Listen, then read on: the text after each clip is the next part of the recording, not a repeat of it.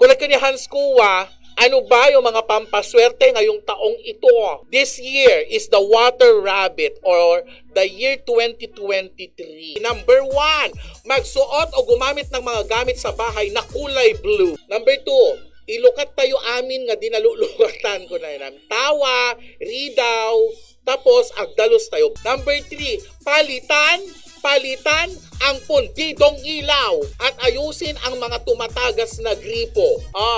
Maglagay at maghanda ng 12 prutas. Mag-display o magsabit ng rabbit o lucky charm. Maglagay din po tayo ng rabbit lucky charms sa east direction. Number 6, punuin ang lagayan ng asukal at asin. Ang feng shui, guys, ay pandagdag swerte lang.